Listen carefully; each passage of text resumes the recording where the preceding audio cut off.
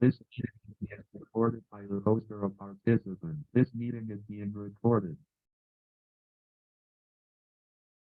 Well, okay. Do you have anything to say, Barbara, before we get started, or should I just dive right in? How you doing? Dive right in. All right, guys, how you doing? It's been almost a month. We did it late last month, so it's just been a few weeks, maybe 3 weeks. So good to see you again. Got a lot of stuff to talk about tonight, and I hope that we hit everything that everybody wants to hear. I even have a piece in here that Shirley wants us to talk about relative to emailing. So that's in here, Shirley, just so you know. And Thank you.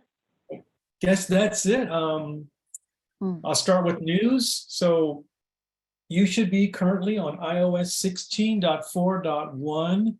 And now with this new rapid response stuff that we talked about last week, that'll be an A on the end in parentheses. So 16.4.1 parentheses A, and that would bring you up to date.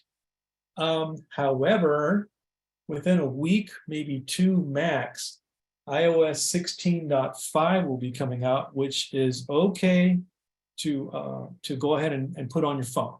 These are still just bug fixes and performance enhancements and things of that nature. It's not a version update where you get a bunch of features that may or may not work. So that one will be okay, and it should be out any day now. I don't have the exact date because I forgot to go research it before the class. So sorry about that. Let's see. The second guy is next month, Apple will be having an event called the Worldwide Developer Conference. They do it once a year, and it's really geared towards software engineers that write code for Apple products and computers. And sometimes they'll introduce new things. Apple is pretty tight-lipped before the event so that the shock value is the highest it can be when you see something brand new. So I'm just telling you it's going to happen. There's been rumors that they're going to introduce new products. They'll usually talk about the upcoming iPhones, iPads, Macs, you name it, it's there. And typically we don't really watch that unless you're a real geeky kind of person like me who's interested in that kind of stuff. But if you want to just get some popcorn and completely hear a bunch of words that you never heard before, that's a good thing to watch. Okay, let's see here, what's next? Oh, Barbara sent this out earlier. I just want to reiterate. Regina Romero and her council has nicely done a good thing for us. She has extended the Sunvan free ride thing till the end of the year.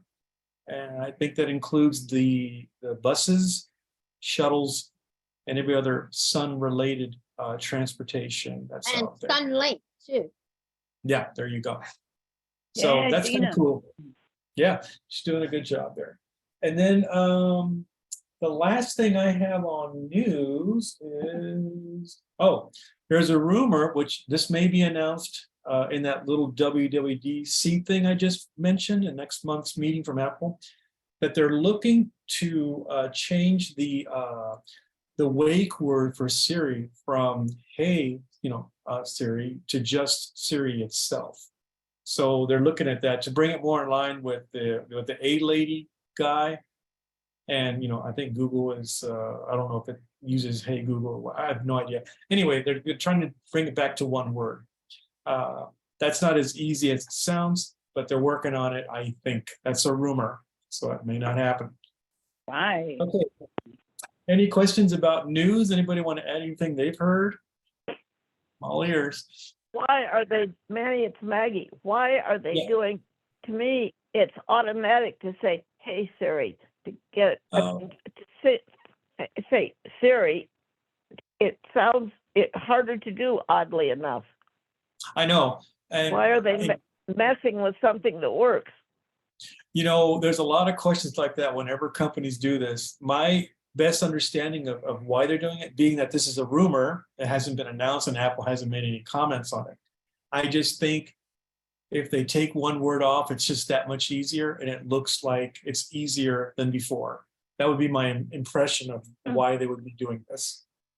Assuming that they are doing this. Again, it's a rumor, so we don't even know. It's just rumored.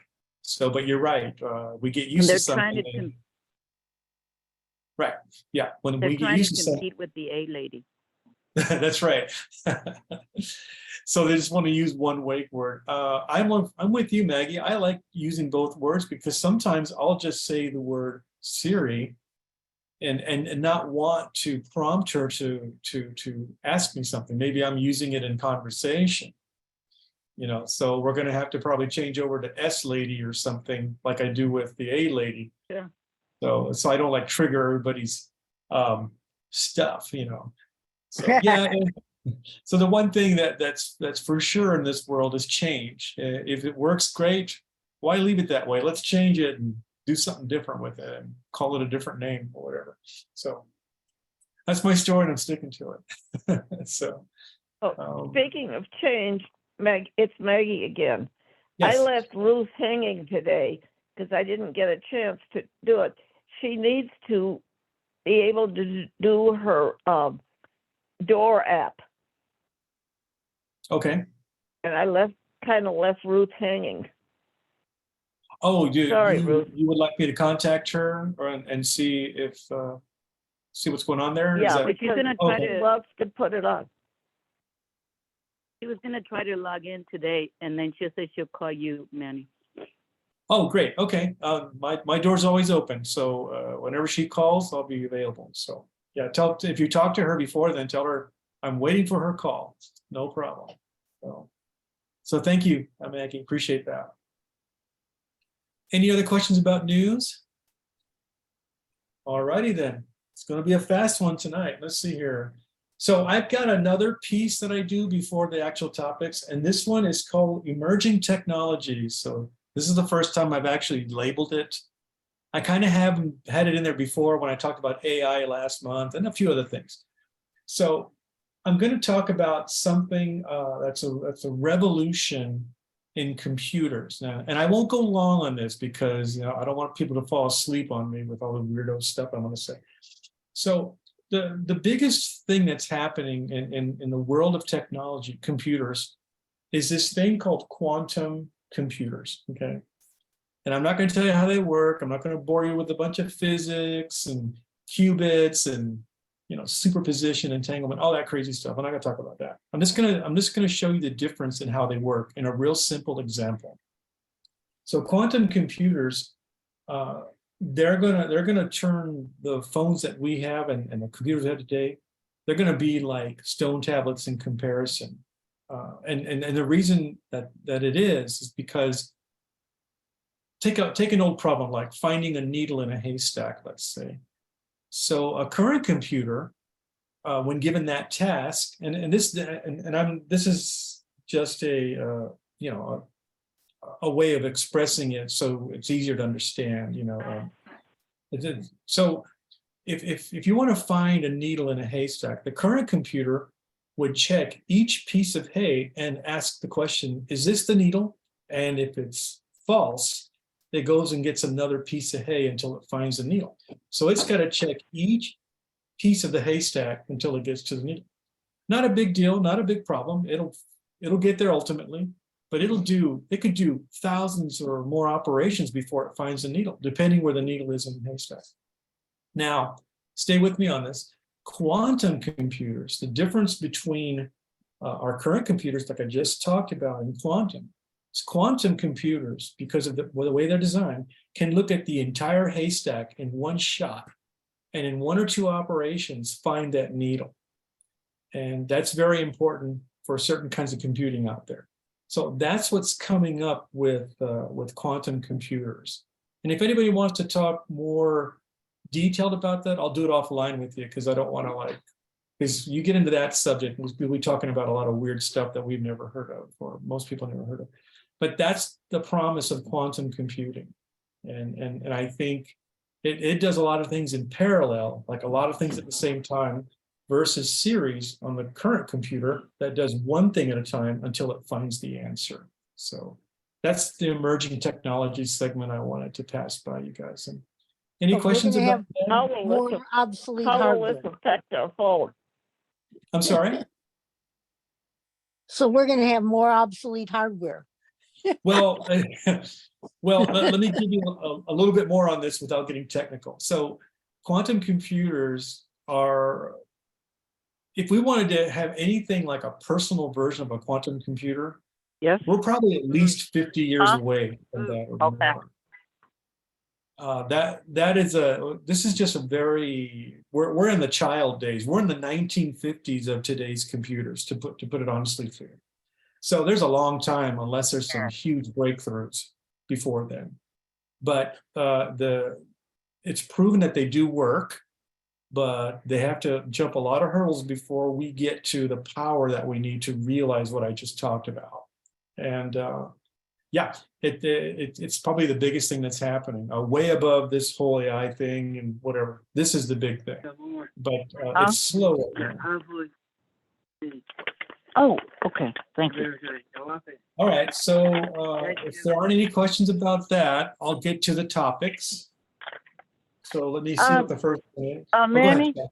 Yeah, Manny, what Yeah. you're saying is that quantum computers are going to be a lot faster at finding the stuff that we need to know, and we're going to have to go some to keep up with the progression of where these things are going to go. yes, it's going to Is that what be you're saying? it's going to be a much higher advanced tool for the things that we do. And I don't know I don't know if it'll do everything faster than the computers we have today, because some things, certain operations, and I won't go into why or how, some things that our current computers do, they'll still do faster than quantum computers, but quantum computers can do certain things a lot faster than our handheld devices today. And you know, Okay. I don't want to get into it too much, but yeah, I think at the end of the day, Manny, we're going to see something how- like. Oh, go ahead. How will this affect our iPhones? I think we're going to get a mixture of technologies. We're going to have our current technology, but maybe instead of connecting to standard servers that work on the same kind of system, like binary bits, they're going to hook up to quantum computers. That'll probably be the first implementation. And then you'll get the best of both worlds. Now, this is a long ways away, because the only quantum computers that exist are usually in labs or in university labs, or they require a lot of cooling. They require a lot of shielding, all kinds of stuff, and that's just something that's so impractical for anything but a lab right now.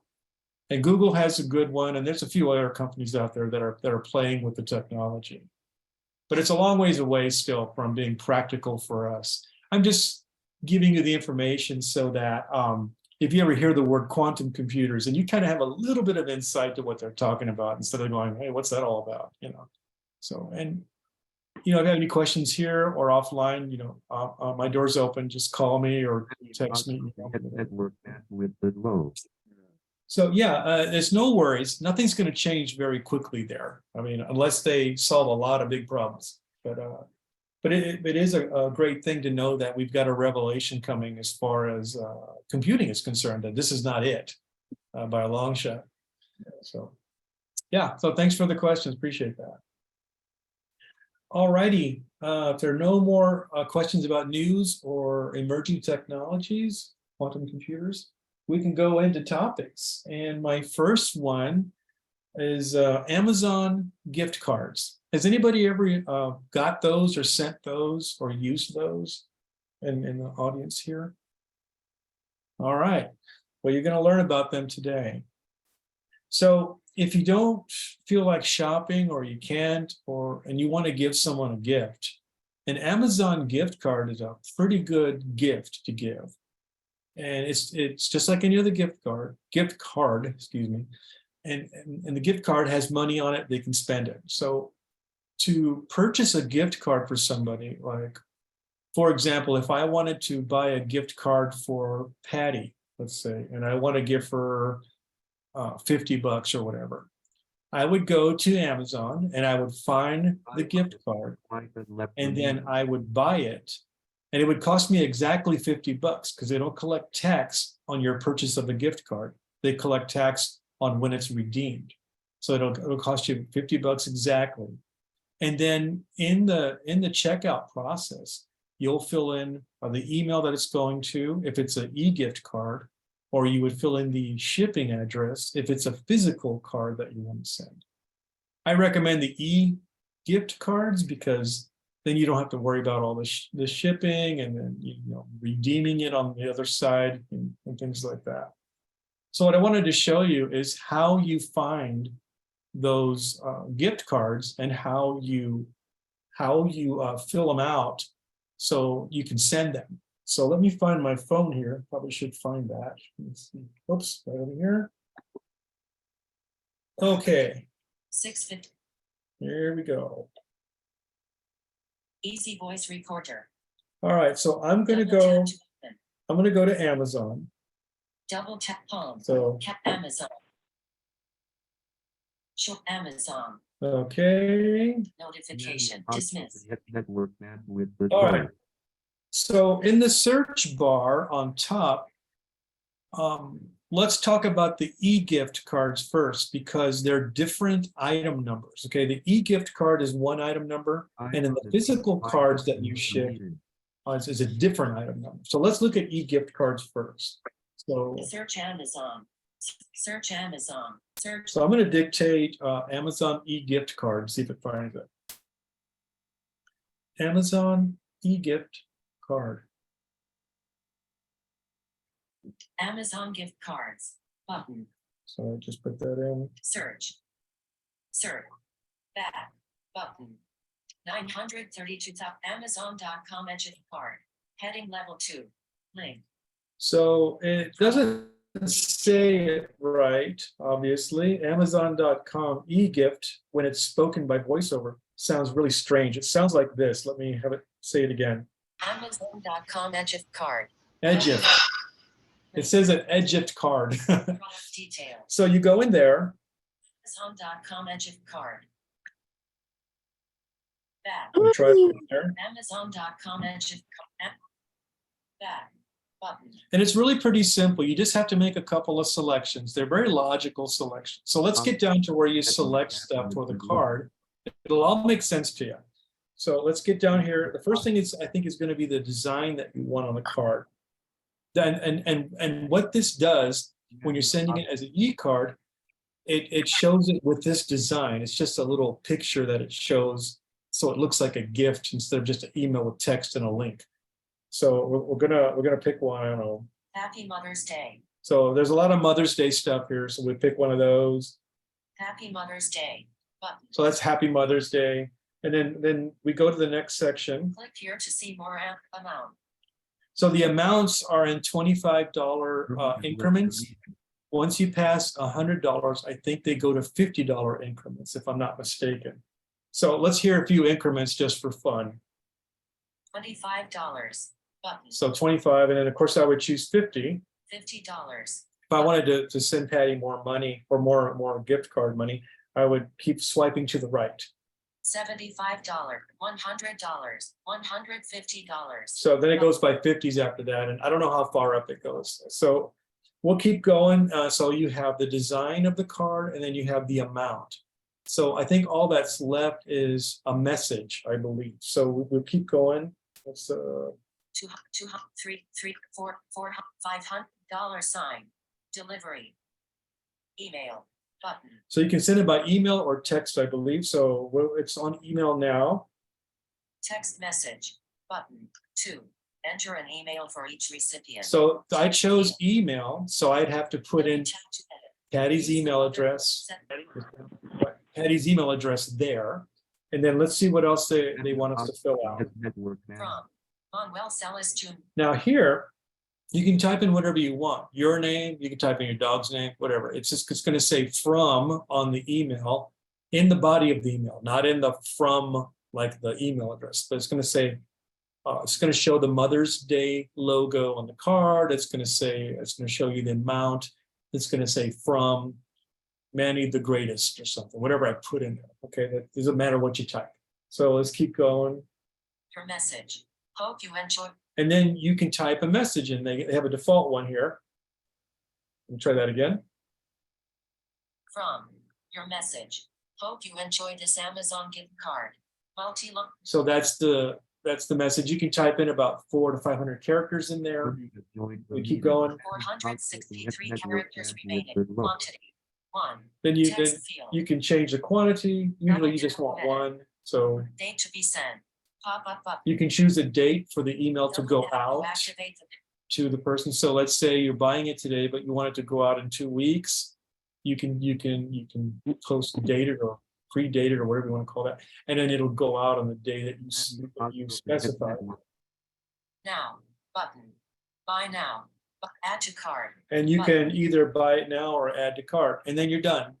And you'll check out. You'll choose the payment and all that stuff, and then it'll charge you exactly $50 for whatever you chose. And then on the date that you specify, the person you're sending it to will get it, and they click on the link, and that amount will be put into their gift card balance, and then they can start using it right away.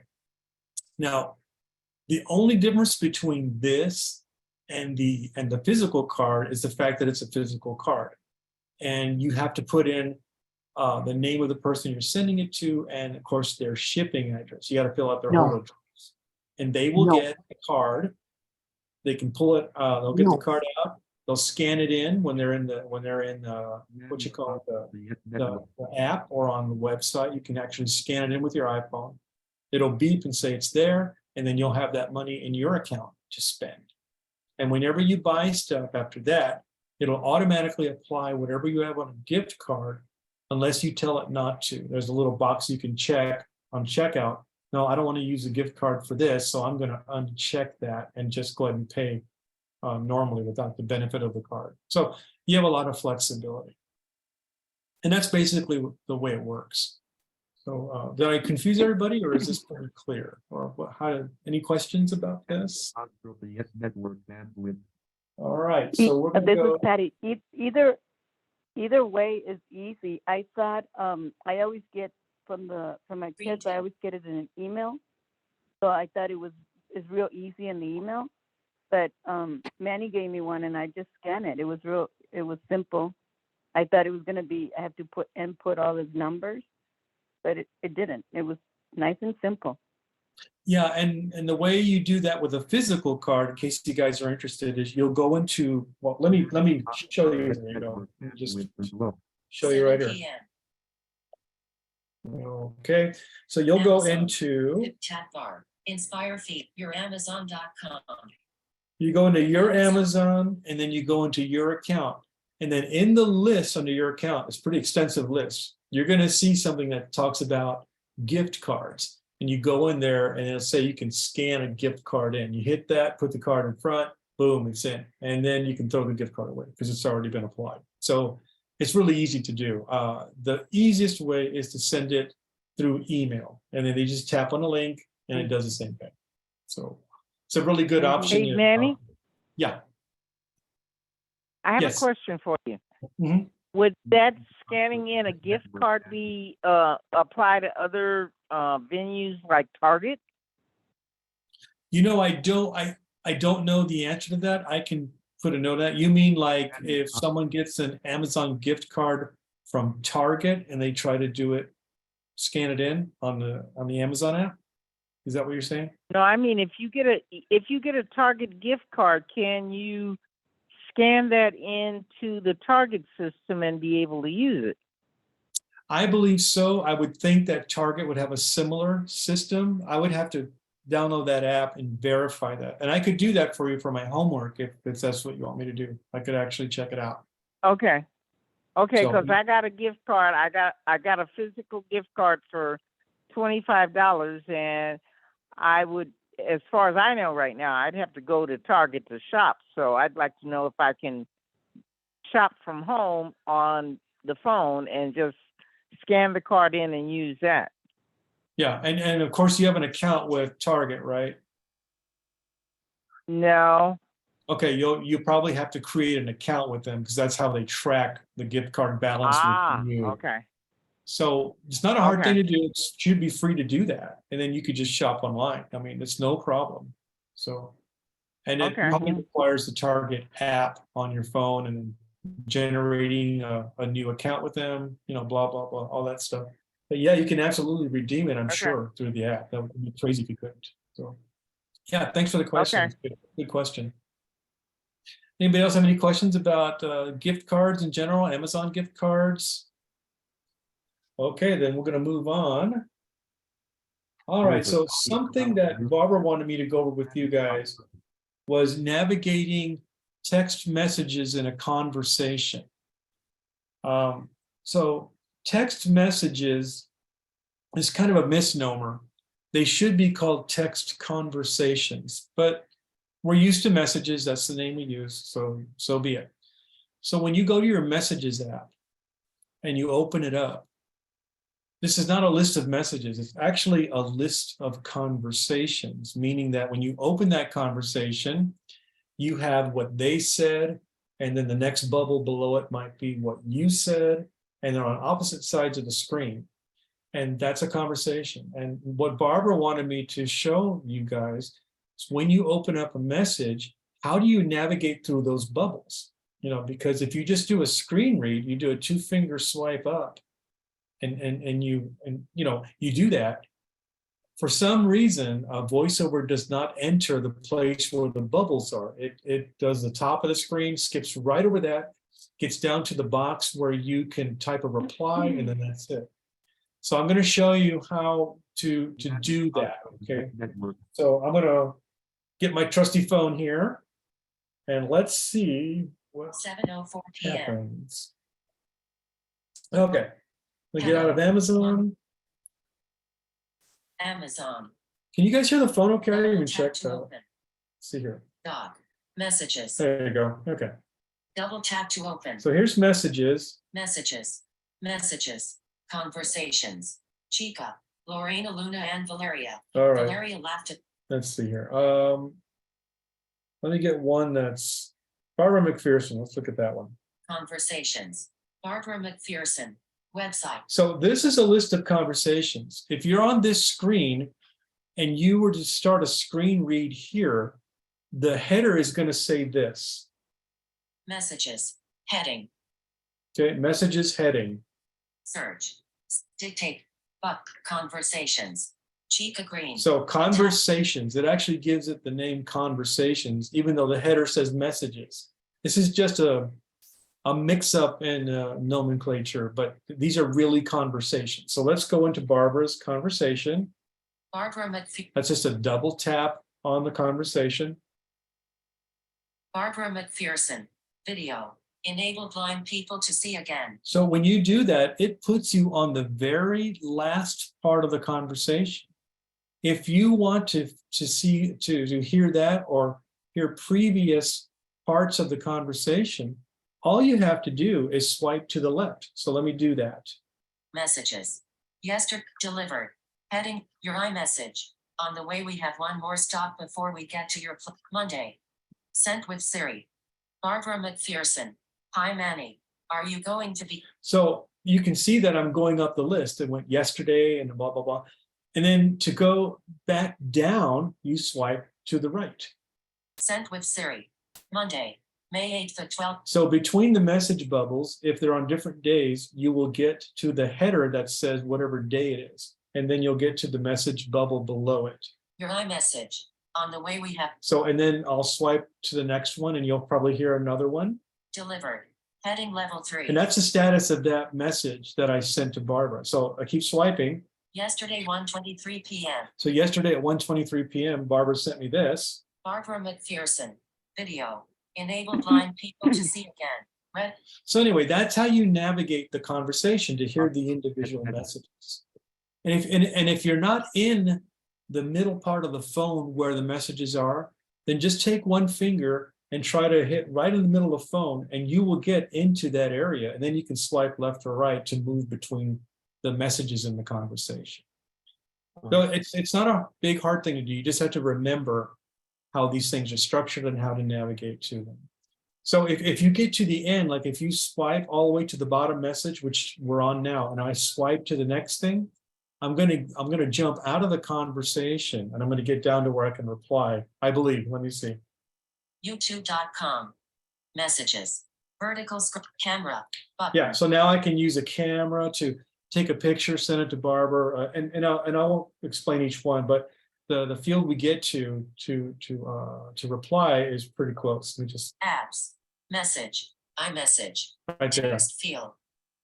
Now, if I were to respond to that, like if I want to say thank you, I would double Message. tap on that iMessage. Message. and I would say, I would dictate thank you. Thank you, comma, Barbara, period. I really appreciate it, period. So there we go. It didn't repeat it, which is odd, but okay. Tap I. So Message. Text field. Is editing. Thank you. I really appreciate it. Character mode. I'm gonna Insertion point at end. send that. Send. Button. Send message. Dictate. Button. and I just sent it. And then now that is the very bottom of the conversation. So if I were to come back in here, I would land on my thing that I just sent her, Messages. which is that. Your iMessage. Thank you. And then if I really want to appreciate. hear the status of that message, did it get delivered? Did it fail? I'll swipe one more time to the right Delivered. and it says Heading level delivered. 3. So it's right now, it is on Barbara's phone. Mhm. And it'll even tell me if Um, an iPhone person, if they read it yet or not. So, someone say something? Manny? Yeah. Manny, I have one small question. Mhm. So you're saying whenever you get into text messages on your phone, that you swipe left to right to go to the next bubble in the message so that you can access it? Yeah, so the way the iPhone is designed and the way they programmed it is when you click on somebody that you're texting with, like Barbara or me or whoever, so you tap on Barbara's name, the first place it's going to put you before you do anything else is on the very last part of the conversation, whoever was the last person to text. And that's going to be the one it lands on. And then you can swipe back to the left from there with one finger to peruse the previous parts of the conversation, the previous messages in the conversation. And you can swipe to the right to come back down. Yeah. So Okay. one finger swipe left or a one finger swipe, according to you guys, this way is your right and left. So Excellent. takes you back. Thank you. You're welcome. You're welcome. That helps. Yeah. And that works everywhere on the iPhone, by the way. These gestures are universal. So if you're in a list and you swipe to the right, you go to the next item on the list. And everything, it advances you forward item-wise when you swipe to the right. And when you swipe to the left, it takes you back the other Screen way. dimmed. So, all right, very good. Any questions, Let's see. Barbara? Are you doing okay? Yep, I'm fine. Okay. I Okay. already got the message. All right. All right, let me see what we got This is next. Patty. Oh, yeah, go ahead. Can I make a comment? Yeah. Also, don't know if you guys know, but you could have a conversation, text conversation with not only one person. You could do a group. Portrait. So you add Messages. Your people iMessage. into the message, and then you could have, like I have some of my family, we text. You just make one text, but it goes to 3 to 4 people. So, Mhm. and then everybody replies to that. So it's a form of staying in touch with more than one person also, which I like. Very good point. Yes. So what Patty? Yes, I just had that this weekend when I got tons of photos about my granddaughter on her birthday on Saturday, Okay. and the family was sharing everything. Yeah. Yeah.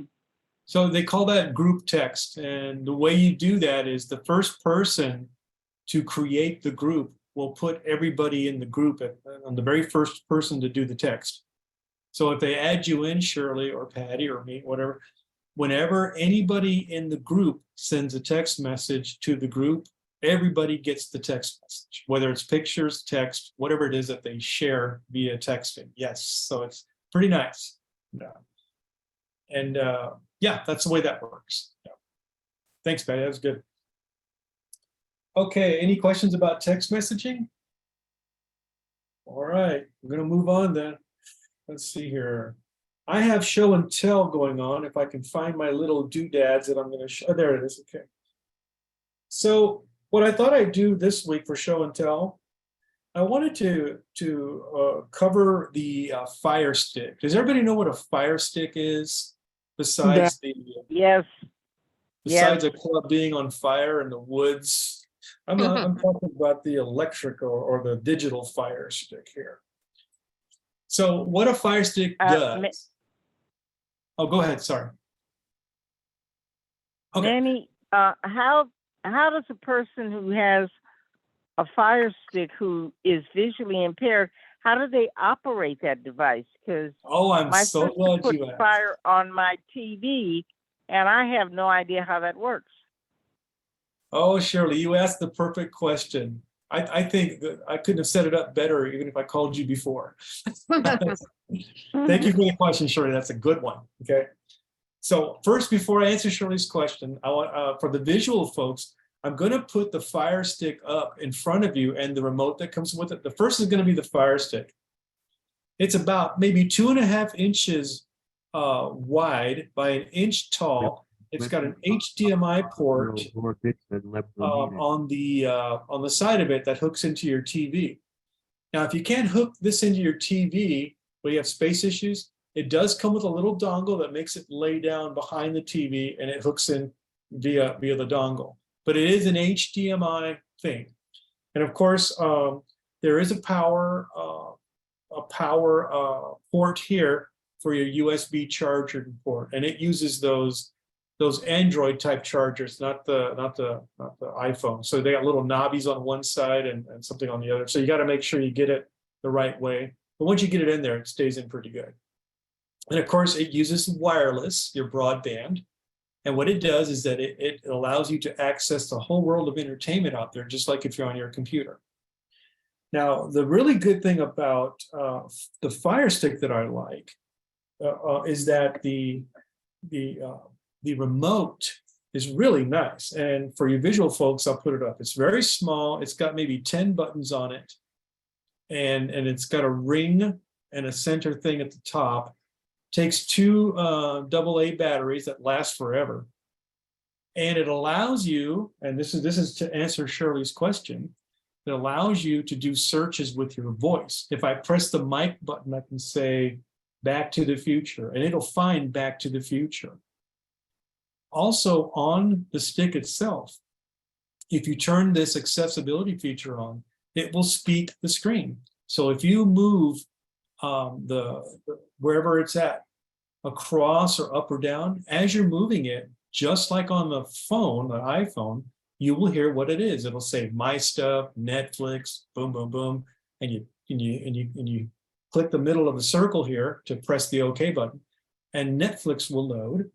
And then if everything's set up right, voice view is what they call it on these devices, on Fire OS devices.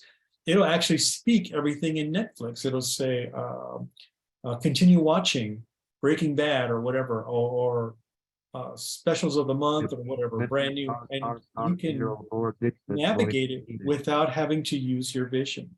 So yes, from what I've seen, it's one of the most accessible devices in this genre of devices, and it's cheap. Cool. Get one for like $30. Manny? Cool. May I ask Yeah. you a question? Yeah, absolutely. Somebody like Eileen, who is not tech savvy, does she have to subscribe to a service to use that? No. All she needs is the internet? All she needs is the internet. Now, you do have to have an Amazon account, but you don't have to buy anything, because that's how they tie into it on the Amazon mothership. It's not like an island all by itself. It is with the account, but there's no money in doing that. There's no charges or anything. Well, you could have charges if you start buying premium content. You could rent movies and buy movies and things. But if you choose not to, you can just peruse YouTube or whatever you want to do on there. It's very flexible. But don't you have to be an Amazon Prime member to have an Amazon account? No, a Prime member gives you free content. But and even then, you still got to buy some movies and TV shows. But a Prime member gives you more free stuff, but it doesn't open up the whole thing for you. So it's really good. In other words, you can use this without being a Prime member. You just have to have an Amazon account. That's right. Absolutely right. Thank you, Barbara. Yeah. And if in Eileen's case, since I know Eileen, this would work well for her. Once she does it a few times, and we set it up to where voice view is on there, she'll get used to it. And I know that I can't speak for Patty, but when I've seen her use it, she can move anywhere with it. And I can do the same thing. I don't even need to look at the TV. In fact, Patty and I, when we watch movies, so to speak, we're not even looking at the TV, we're listening to it, and we're navigating without having to see anything on the screen. And you can do updates that way. Everything is spoken. So Now, it's really good. I subscribe to YouTube TV and so I get a lot of my content from YouTube TV. Now, will it allow me to go to YouTube TV? Yes. Yeah. Cool. Yeah. And these things only cost right now. I mean, even if you get the cheaper one, you're talking $30, $50 if you go with the crazy one with more memory and stuff. But I don't know. I got the cheap ones and they work great. So I have no complaints here. And normally, when it comes to Android-based operating system devices, I'm like, I don't know. But they did a good job with this flavor of Android called Fire OS. Fire TV is what it's called, but the Fire OS is what's on it. And they've done an excellent job. I mean, it's still kind of quirky, but it's good. It's pretty good. So, well, Manny, what you're telling me is that I can navigate Fire by voice command and find the stuff that I want to watch, and just figure out how that remote works. Find the stuff, the buttons on the remote that will help me navigate Fire. Yeah, Right. I mean, you got to find that microphone button. Yeah. Yeah, I mean, this remote, like I said, it only has about 10 buttons, maybe 12 buttons total, and they make so much sense. Okay. You don't have like a number pad on there and alternate this and input that or whatever. It's just a real simple remote. Yeah, and of course, you can do voice searching, and then of course, as you navigate, if you have voice view on the Fire Stick, like I said, it'll talk. It'll tell you everything that you're moving around to. So, hey, Patty, are you there? Yep. What do you think about the Fire TV? Do you want to say, have you had a good experience with it, or what's your complaints about it, even if you have any? The only thing is it doesn't really play good with Netflix. The Apple TV was better with Netflix, but the Fire Stick, it goes off of voice view once in a while, and we just reset it and it comes back.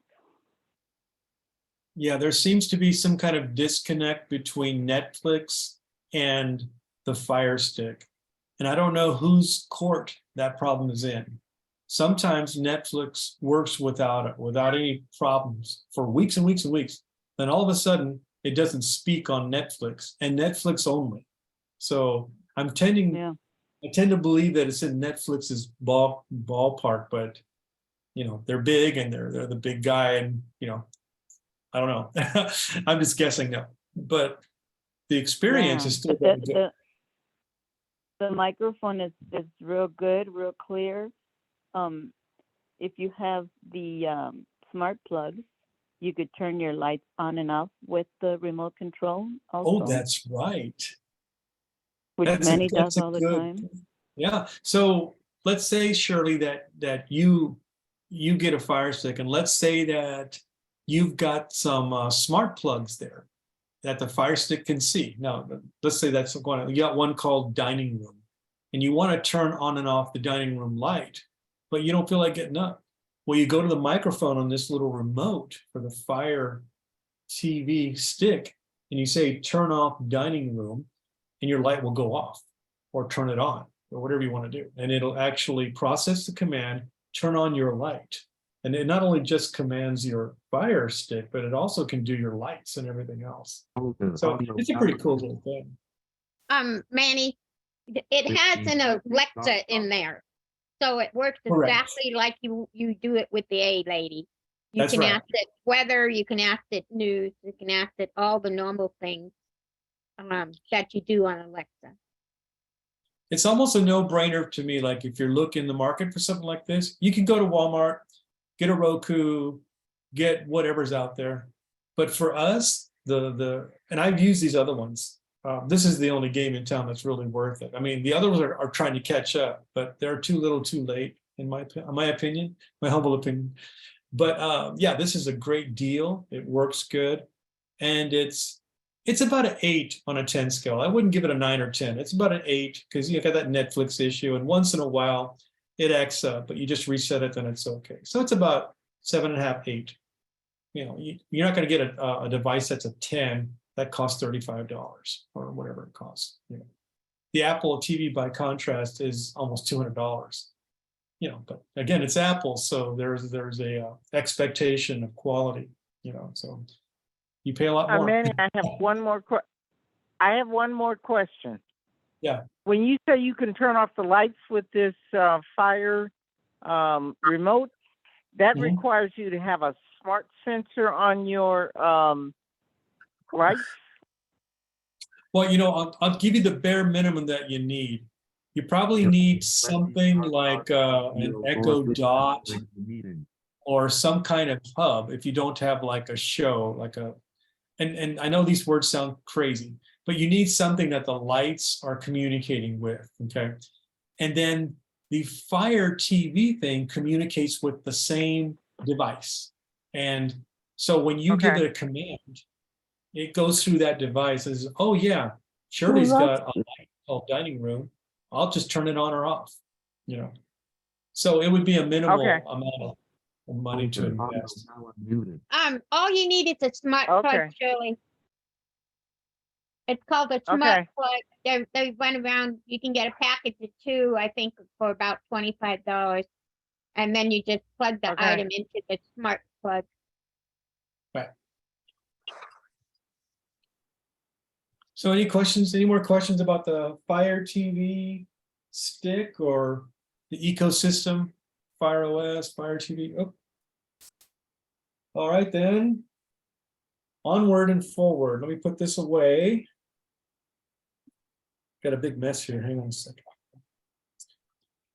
So the next thing that I have is, okay. One thing I discovered this week, I was at Barbara's and we were working on a calendar.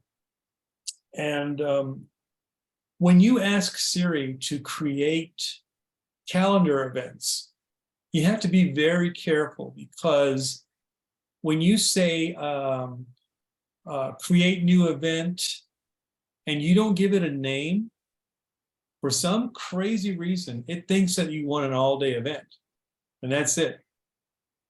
And what it'll do is it'll ask you for the name, and then or ask you for the date, and it just creates an all-day event.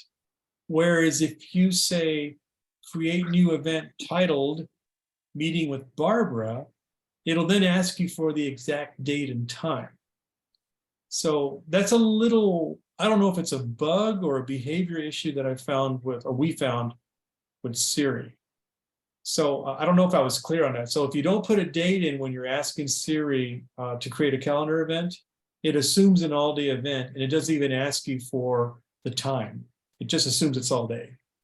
And then if you do put a title in when you're asking Siri to create an event, it'll ask you the normal stuff. What date and time is it? And then it'll actually put it in for an hour on the date and time that you specify. So one of the things I was making a mistake on, you don't say put this on Wednesday. You just say create new event Dr. Manny, and then it'll come on and give you date and time. That's right. And So you don't say the day or anything else in that when you create the Right. event. you just give it a title, and it's pretty liberal with the titles. You can say named, titled, called. You can even leave that keyword out. I think if you say create new event Manny, it'll automatically title it Manny. I just say titled or named just because I'm used to it. And then, of course, it's going to ask you the second question, the date and time, and then you give it the date and time. You know, if this Wednesday, next Wednesday, the 21st, or, you know, October 2nd, or, you know, whatever. And then it'll ask you the time, you give it the time, and then it's done. So, and the reason I brought that up is because I saw that and I thought it was very odd that it would schedule it as an all-day event, and I didn't tell it to schedule it as an all-day event. It just assumed that's what I want. So that might catch you if you're working with Siri in your calendar and you say, I didn't say all-day event, and there it is, you know. Of course, you can delete that. You know, I might be able to even show you. Why don't I see if I can do that? Because Try again. we were doing that the other Manny? day. Yeah, Manny, I hate Yeah. to tell you this, but my calendar is now telling me if I want to schedule an event, it'll ask me what is the event and who do I want to invite to the meeting. And it won't let me schedule my doctor appointment. And it won't let me put in the name. are you using the regular calendar app that comes with the iPhone, or do you have like an Outlook thing or something else? What is it that you're using? No, I'm using the regular calendar app that came with the phone. Hmm. And when I Well, that's- upgraded, it got even funkier than it was. Shirley, he's gonna give you another calendar that works a little bit better. Yeah, this is leading into the next app that I'm kind of going to show. So just hang on, and I'm going to make a mental note of that, Shirley, and maybe we can talk offline and see if we can Okay. somehow solve the problem. Okay, so Okay. I'm going to show you an example of how it assumes an all-day event. I'm going to schedule an event, I don't know, with Barbara, and you'll see what it does. So let me 7:30 p.m. let me- Search field. Doc. okay. Hey Siri. New calendar event, What's the name of the new event? Barbara. When should I schedule it for? This Thursday. Barbara is scheduled for Thursday. Now you notice that I didn't ask me for a Calendar, time. Tuesday. It just asked me for the date. So if I ask it, what events do I have this Thursday? It's going to say I got an all-day event with Barbara. And here it goes. Hey Siri, do I have any events this Thursday? Barbara is scheduled for all day Thursday. Now, of course, that's not what I wanted. Tuesday. I like to spend all day with Barbara, but that's not what I wanted to schedule. So I'm going to delete this event, and you'll get my script on how you delete events. So I would say, hey Siri, delete event Barbara. Just to confirm, you'd like to delete Barbara scheduled all day Thursday. Yes. Okay, it's been deleted. Now, when I do Calendar, oops, Tuesday. when I do it the other way and I include Barbara in the first part of what I instruct Siri to do, it will then ask me for the date and time. So check this out. Hey Siri, new event titled Barbara. When should I schedule it for? This Thursday, 2:35 p.m. 15, 20, ***046 has joined the 5 meeting. p.m. on Thursday. So you see the difference. Calendar. And I'm telling you that just in case it does this to you, and you go, what did it just do? I didn't want an all-day event. So I don't know why that is. That could be a bug. I don't know what it is. I don't understand why it works that way. So I'm going to delete this event because obviously I don't have Day, an May event with 16. Barbara. Hey Siri, Uh-huh. delete event Barbara. Just to confirm, you'd like to delete Barbara Thursday, 2:35 p.m. Yes. Okay, it's been deleted. So Siri, Calendar. Siri in my mind is always the best way to get events on your calendar. Unfortunately, the calendar isn't always the best app to peruse your events. Like if you want to go in there and see what's going on. But I have found an alternative, and a friend of mine named Lupita, she Yeah. turned me on to this, and it's called VO Calendar, Voice over Calendar. So I'm going to bring it up, and then you'll see what I'm talking about. Hey Siri, Mhm. open VO Calendar. The week of today, Tuesday, May 16. 4 events. On Monday, Tuesday, Wednesday, and Friday. Art. So as soon as I bring it up, it puts me into the current week. It tells me what days that I have events on, and then it stops. Doesn't give me too much information, so I'm sitting here just going nuts. Now, if I just want to peruse the days, I don't even have to look for them. I just swipe to the right, and I'm right on Monday. So here we go. One swipe to the right. Monday 15. 1 event. Barbara McPherson. 1:00 p.m. Tap twice to open day. So if I want more details for that day, let's say I have multiple events, I could open that up. It would have told me the multiple events, by the way. So I'll swipe to Tuesday, which is today, which should show us what we're doing right now. Today, Tuesday 16. 1 event. TSB Zoom class. 6:30 p.m. Okay, Tap twice to open. so you get the gist, and you only have to swipe 7 times to do the entire week. Let's get to the end of the week. Wednesday 17.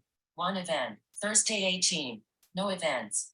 Tap Friday 19. 1 event. Saturday 20. No events. Sunday 21. No events. And if I want to go back up the list, I just swipe the other way. And it's real simple. It's just got the 7 days there, the little header that says something about this week, what it said in the beginning. And then I can go to another month. I can go to the previous week or the next week, or I can just go to settings. And that is it. That is a whole app. So it's pretty cool. So let's say if I go to a previous week, so I'll swipe some more to get down there. It's like 3 swipes or something. So I'm on Sunday. Settings. Other month. Previous week. I'm Button. going to go there. License plate. Now, as soon as I tap that, it's going to summarize that week for me, so I know what's going on. So let me go there. The week of May 8. Last week. 4 events. On Monday, Tuesday, and Sunday. Art. See, so, and if I go back down to the bottom here and go, there's a thing called current week. You can always get back there real quick. So if you go back a few weeks, you don't have to go back the same number of taps. You can just go to this current week button. Current week. Button. And I hit that. The week of today, Tuesday, May 16th. 4 events. On Monday. Anyway, so that's how that works. Now the app costs $4. It's a one-time charge, but it really simplifies your calendar. And the other thing that it does that's different than I'm used to is that it starts the week on Monday, not on Sunday. And it'll always put you in the current week that you're in, and then it'll summarize the week. And then if you want to hear more detail, you can swipe through the days. So each week you'll do a maximum of 7 swipes to hear all of the days. So it's pretty good. I think it's worth it. It's a great little simple app. I'm kind of using it now to just see what's going on in my week. Because if you use the current app, you either get a list of a bunch of events, could be like all kinds of stuff, or you get a calendar, a standard calendar, and maybe your week is like the 3rd week of the month. But how many times do you have to swipe to get down to like the 21st of the month, going through all the days? So this really I simplifies. love it already. Yeah. So it's I called, love it. Shirley, it connects to your Apple Calendar, so you don't have to put anything back in. that's right, Shirley. As soon as you download it, it'll say, can I have access to your calendar? You go, yeah. And that's it. There's no more. It does, and it's just like it is in my phone right now. That's all I had to do was say yes. And it talks to the calendar. If I have it up and I schedule another event, it knows and it refreshes and includes that event, and it summarizes it for me again. So it's really a good app. Yeah, but it So- sounds much less complicated than what's going on with this calendar app on my phone right now, because Yeah. it's not letting me schedule stuff. It's telling me I need to put in email addresses and stuff, and I'm like going, I don't want to do that. I just want to put the Yeah. appointment on my calendar. That's all I Right. want. On the side of this meeting, Shirley, maybe we should get together somehow, some way, and let's look at what's going on. Because I want to make sure that I understand what's happening so we can get a good fix in for you, so we can simplify your life. So yeah, let's do that. Okay.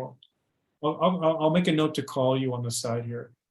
And if I don't, call me, Okay. because I get absent-minded sometimes.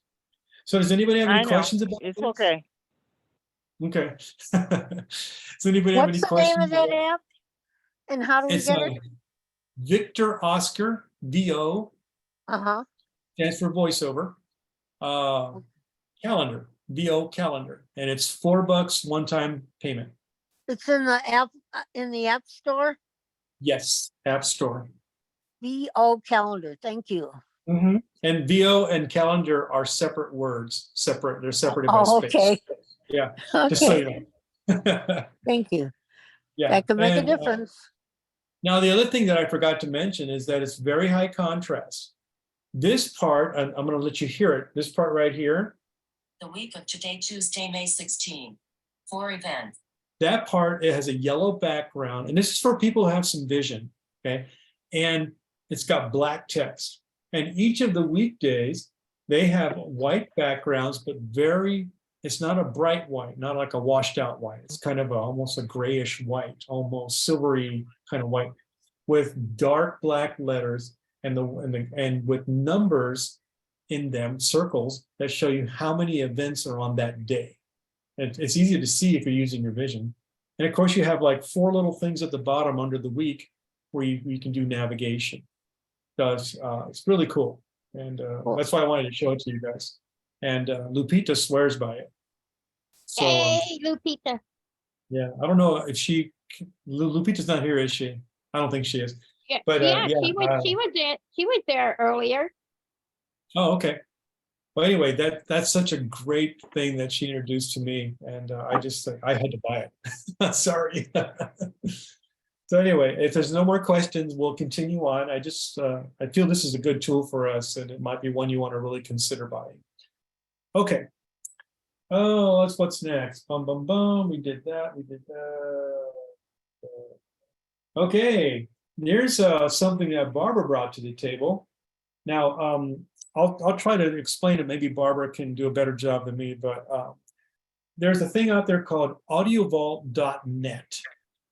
And what they do is they supply, or they for free publish the audio tracks of movies Screened in. like Back to the Future and Maverick, A Man Named Otto, all this stuff. Now, I'm not saying that they have a complete list, but you can look for these movies and then listen to them for free. So unfortunately, there's no app for this. You have to use Safari or whatever browser you use, and you have to go to audiovault.net. So audio, AUDIO, the word vault all together, audiovault.net. And then when you go there, if you don't have an account with them, you got to register. And basically, you give them your name and your email, and you're done. Then you log in, and you can go in and listen to all kinds of movies that you want. Okay, so I'm going to go to audiovault.net, and then we'll look for something, Back to the Future or something like that. So let me do that. 7:41 p.m. Okie dokie. I'm going to The close week of this. today, Tuesday, calendar. Tuesday, All right, so I'm going to go to Safari. Do that. Safari. Safari. Tap to unmute. Button. Address. YouTube.com. Address. Text field. All right, so let's see. AT&T prepaid. No. Mo- So I'm gonna see. I think I made a what you call it, a favorite for it. Let me see. Home. Google. Arizona. Welcome. Home. Manuel. Dustin. If you forgot. Manny Celis. Google Calendar. Google Calendar. Joss Hotkey. Learn voiceover. 2 songs a song. Frequently visited. All right, let me just type it in the address bar. Address. Insertion point at N. So we'll do that. A. A. U. T.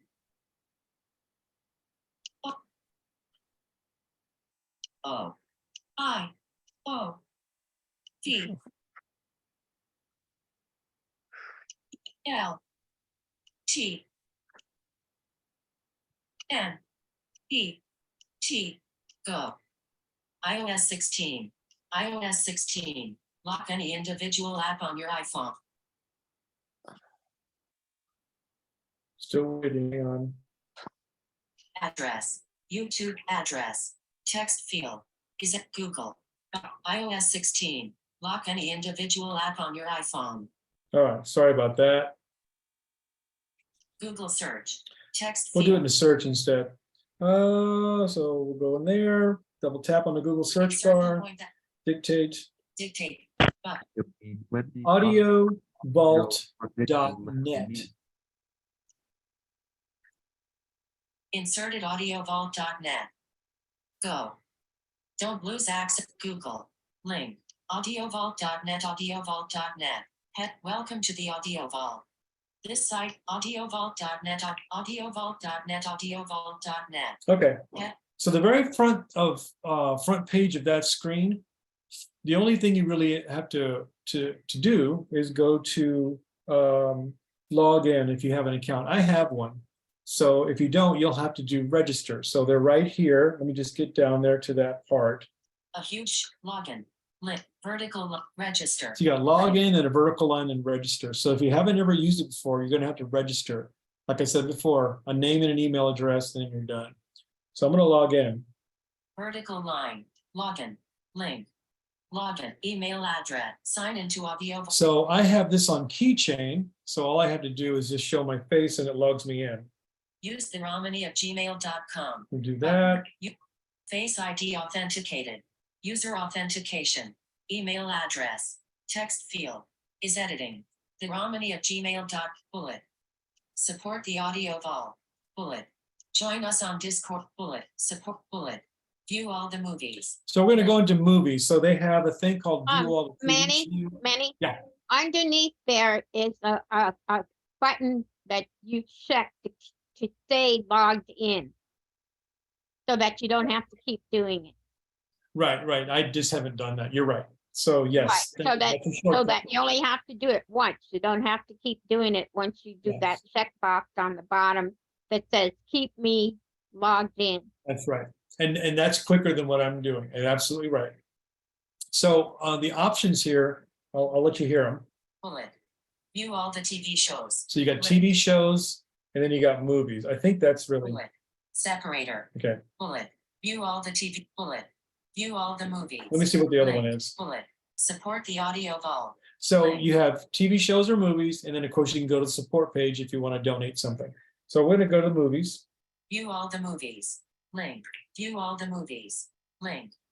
So this is not a very well thought out interface. It's basically a list with some real basic search options. So if I want to find Back to the Future, I'm going to show you how to do it. So when you get to this screen, you just swipe to the right, and I'll tell you when you got to stop. So here we go. View all the movies. Let me just go. View all the movies. View all the bullet. View all the bullet. So it repeats the options on top. You can switch to viewing TV shows or movies or donate or whatever. So Support the bullet. Join us on this bullet. Contact us from date. Pop-up button. all right. From date. So you can choose it by date. Let's yeah, say if you have a movie that's released last year, you could limit the list by date. It's a big list. But we're going to go and do a keyword search, and I'll show you where that says. So we keep swiping to the right. Pop-up button. Type. Show. Pop-up button. So type is the genre. So we'll keep going. Search by date. Button. Search. Search. Ellipsis. Text field. That's what you're looking for. Double tap to Search, edit. Use the rotor to access. search ellipsis text field. You double tap on that. Insertion point at end. You'll dictate back to the future if that's the one you want. So I'm gonna do that. Back to the future. Inserted back to the future. Okay, so we've done that. And then you would swipe to the right to go to the done or search button, whatever it's called. Search button. Search button. You do that. Search. Now it doesn't give any feedback. Okay. It's already done the search and it's given me the stuff back, but it doesn't tell you. That's why this screen is not a very good screen. You'll have to kind of use your vision a little bit to see when it's done. So if I swipe down, and again, I'm not going to swipe through all of the options again. I'm going to just get down to where the results are, which is at the very bottom. So we go to over here. Search by date. Search. Back to the future. Search. ID. Name. So Column header. So you got a table there. First column is ID, then name. Download. Column header. And then the third column is download.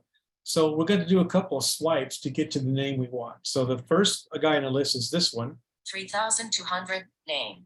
Back to the Future UK 1985. So that's Column Back to the 2. Future UK. So we don't want that. Let's keep going. Download. ID. Name. Back to the Future US 1985. All right, that's the one we That's want. the US, yeah. So we're going to swipe to the download link, and then there's another caveat you're gonna hear. So let's go there. Download. So you Download. double tap on the download link. Okay. Alert. Do you want to download Back to the Future US 1985? And normally you'd think, yeah, I want to see it, but no, you don't want to do that. You want to use the view option for some reason, because for some reason download doesn't work. I've tried it. I don't know why that is, but when you swipe to the right and choose the view button. Close. Button. View. Button. Download. Button. View. So we're going to Button. view. We do that. View. Address. Audio vault.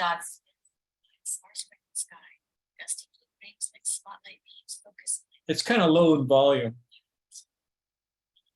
And the thing is that clicking is this is not a very good interface because it's still downloading in the background. I'll try to raise the volume.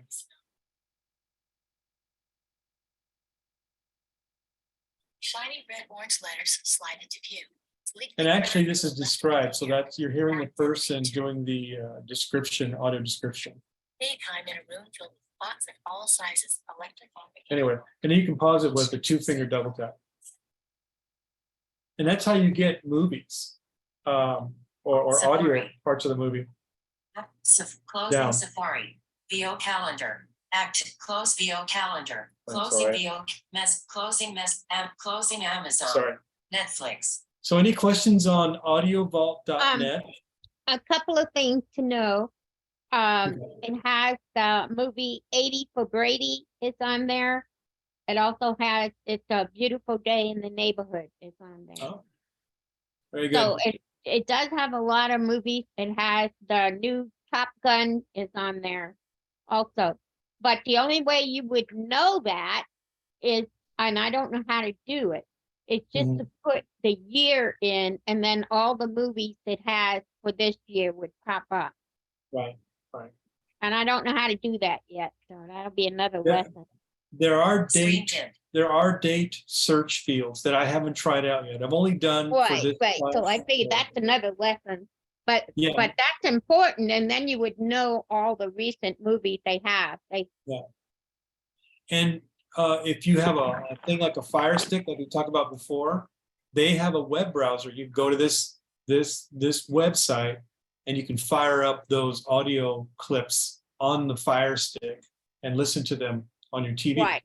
So And that's kind of cool. we put a man called Otto and it didn't work. But when you just typed Otto, it came right up. Correct. The search function isn't very good. I mean, it's not a very good screen, but you're getting them for free. So I don't know, maybe they just don't want to put the time and money into making it elegant. Just give you a list and go. That's all they said, all they did. So it's another resource for us. And of course, there's no video, it's only audio. And I guess they try to get the described versions, obviously, so we can appreciate what's going on with the dialogue and the scenes. All right, well, any questions about that? Any audiovault.net? Okay, that means you guys want me to go to the next thing. Okay. One thing that Barb and I talked about this week was knowing how to use gestures on your phone to scroll your screen, okay? So when you have VoiceOver on, you can't use one finger to just push up and down a list or go between screens with one finger. You have to use 3 now, and that's just the way it is with VoiceOver.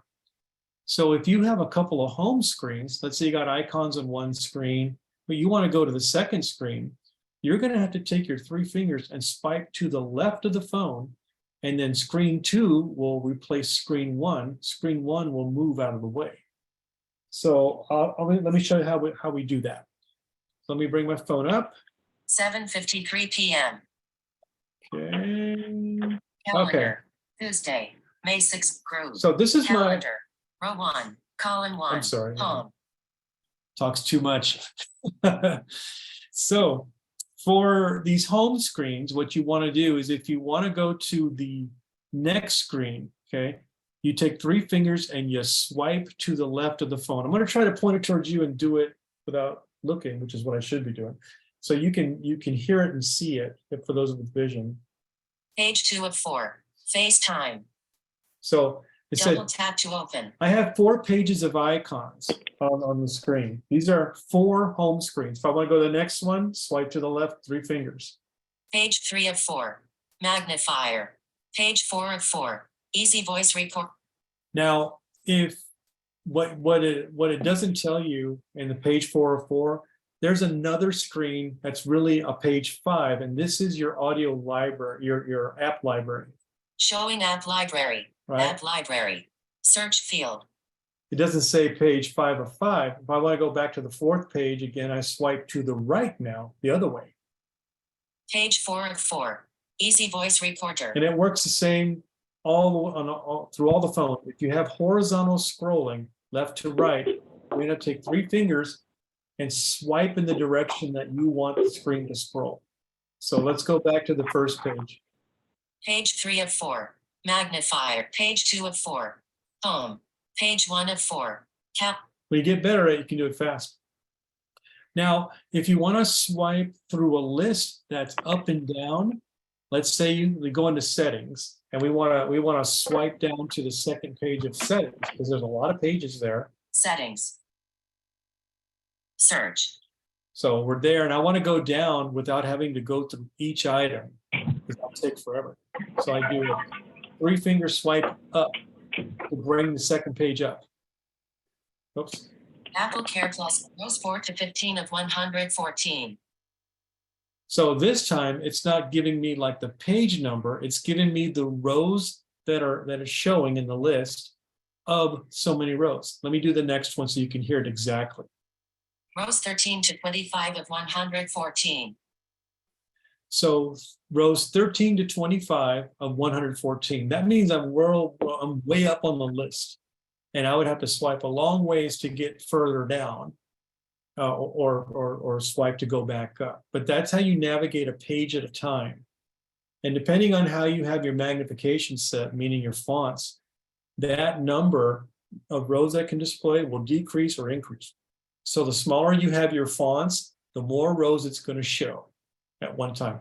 The bigger your fonts, the less you're going to see at one time. So mine's pretty big.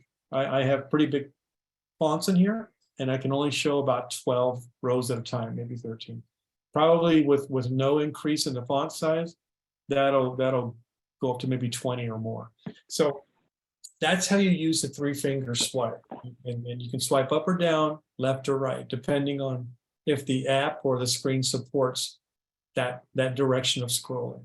So yeah, so that's it. That's all I had for that.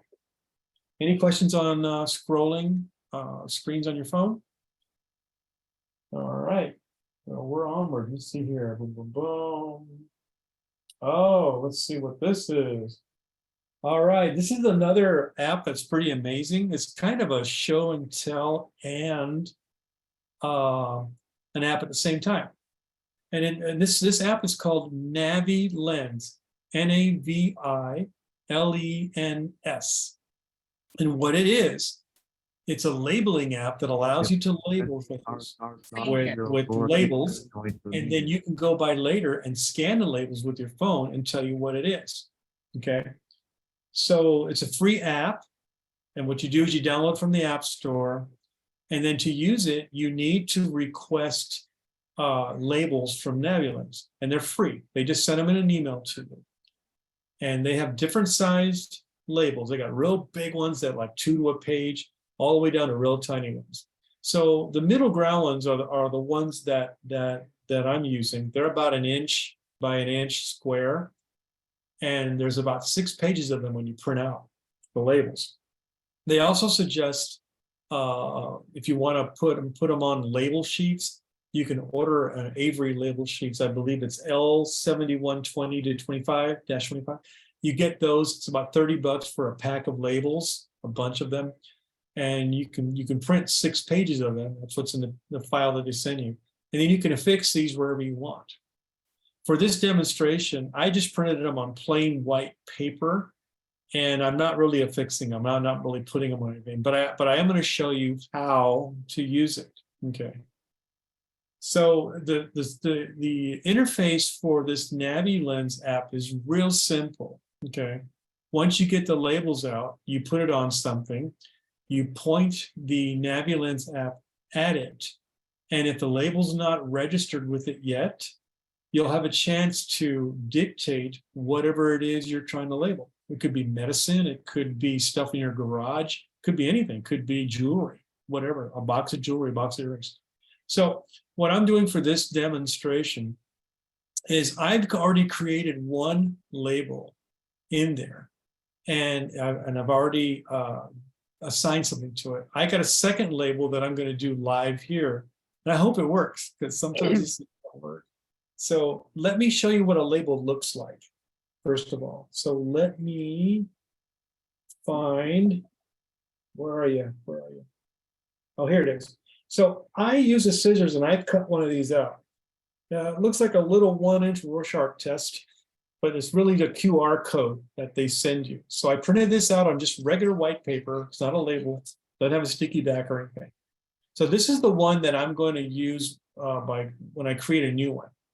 The one I created is already over here on this medicine bottle. So I got a medicine bottle and I put the label inside. It's empty. So what I'm going to do is I'm going to fire up the Navi Lens app, and I'm going to take the label out and put it in front of it, and it'll tell me what's in this bottle. Right now there's nothing in there, but pretend there's medicine in here. And it'll tell me that this is my medicine bottle. Okay, so let me do that. Hang on just a second, I'll get my ducks in a row here. All right. So hey Siri. Open Navi Lens. You'll need to unlock your iPhone first. Mhm. Point your camera at a Navi Lens code to read it. Okay. So I'm going to pull the code. I put the code inside of here because I have no way of really sticking it to it. So it's in here. Put it in my hand. Now it's making sounds because it's looking for a code to read. So here's the code. I'm not going to obstruct it with my finger when I detect it. That's why I got a little bit of white on the edge here. It's right like that. So I'm going to pretend that I have the bottle in my hand with the code on it, but I'm just going to have it look at it. Low lighting. Check your camera isn't being covered, but return to Siri. 6 inches away. Medicine bottle. See that? So what it said is 6 inches away, medicine bottle. And that's exactly how far I had the code away from the iPhone. So you know exactly how far it is away and what it is. So if this was affixed to the lid or to the side like that, you could easily get your medicine. And this could be, you could further make this more detailed. Like this is my blood pressure medicine. This is my diabetes medicine. This is my whatever, aspirin, whatever it is. And then you could easily find your medicine in just a real quick way without having to try to magnify the label or, you know, try to do this fancy reading. That's what these things do. They really save time.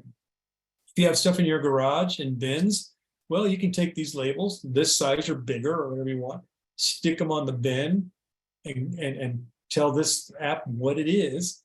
And it'll actually, when you go out to your garage and point your phone to the label, it'll say that's the bin full of clothes or electronics or whatever. So really a cool little app. So what I'm going to do is show you how to create a new one. So let's see. So let's pretend, I'm going to pretend tonight. The apostrophe is I got another label that I haven't used yet. Okay, brand new label right off the printer. And I'm going to affix it to, I'm going to pretend that we're going to put it on, I don't know, jewelry box or earring box. Let's call it an earring box. How's that? So we fire up our app. 8:03 p.m. And what I do, Point your camera at a Navi lens code to read it. Edward.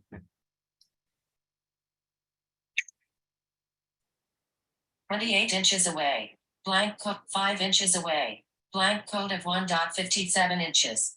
Use the personal note option to complete it. okay, Blank code of 1.57 inches. Personal annotation. so Button. at the bottom of An this, orange circle with at the bottom of the screen has a personal annotation. I just told it this is the one I want. I double tapped on the one it detected. And now I'm going to go to personal annotation. personal annotation. And all you got to do is dictate whatever it is that you want this thing to identify. So let's have fun with this. Text field. Jewelry box full of my silver earrings with real diamonds. Inserted jewelry box. Full of my silver earrings with real diamonds. So and then there's a checkbox up here. Okay. Button. Okay. Okay. So Main we- screen. So we go Back back button. to the detection mode, which is the main screen. And I'll put this in a note step by step. So I know it sounds confusing, but we're going to go back to the main screen, the very first one. Main screen. Main. Point your camera at a Navi lens code to read it. So here we go. I'm gonna point it at this, and it should say what I just dictated. And you pretend this is on the jewelry box. Okay. So we get it in front here. Oops, got it backwards. Let me just do that. So put it out in front. Boom. 10 inches away. Jewelry box. Full of my silver earrings with real diamonds. So that's how you use the app. Mhm. And you can use any description you want. Whatever your mind can think of, it's not limited. So you can, and you get a lot of labels you can use. You can label your whole house. And with label sheets that Barbara ordered some label sheets, by the way, and she'll be able to stick them on things and just identify them so quickly. So whenever she needs something. So this really helps us out because you don't have to be very accurate. This thing detects them from far away. I would just have it close because this is the space that I'm using. But I could have it 4, 5, 10 feet away, point the phone at it, and it'll actually say the same thing. So it's really good. So any questions about Navi Lens? That's pretty much what I have. You can use it to label like your food, your cans, anything like that as Yep. well. So it's real handy in the kitchen. But the neat thing when you're talking about future technology, all the food packages eventually will have all the codes on it. And right now, Kellogg, all of their brands have the code on it. And you can wave the phone at Kellogg's cornflakes and it will read it to you. That's right. And it will read it to you 40 feet away.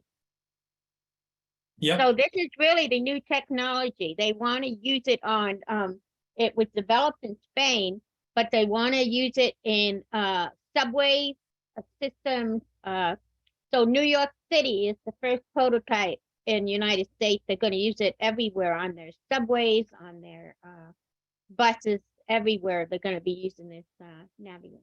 Yeah. That's right. Yeah. Cool. So it really helps us out. You know, as blind people, you know, I can't tell you how many times that I look at my shelf with stuff on it. What's in that box? What's over there? Now I can put these labels on there, arrange it one time, and then say, oh, what's in that box? Oh yeah, that's my doodads, box of doodads, or a box of whatever. So that's how Coin. come they can afford to give it to visually impaired people for free, because these commercial companies are paying the tax. Right. So again, the application is N as in Nick, AVI lens. So, all right, if there's no questions, I'll move on. Let's see here. What do we got here? Boom, boom, boom. Navi lens. Okay. Here's something new that I've never showed people before. You can use your keypad on your phone to interrogate things about your account with your cellular provider. For example, one of the most popular ones is, I want to see if anybody is intercepting my phone calls or my text messages. You can actually put a code into your keypad and you'll get a report, and it'll tell you by item if things are being forwarded without you knowing it. So if you're worried that someone is, forwarding, listening to your stuff, no one ever should be doing that. But if you ever want to check it just to be sure, you can enter a code in and you'll get a report back. Let me show you how that works. So you're going to go to your phone app to do this. So I'm going to open up phone. 8:08 p.m. And this particular code that I'm going to put in there, and I'm going to tell you what it is in a second. This one will query your carrier and it'll report back whether or not anything is being forwarded. That means anybody is intercepting your calls or text messages. So let's see. 8:09 p.m. Oh, that's kind of weird, but I thought it was interesting to show you guys.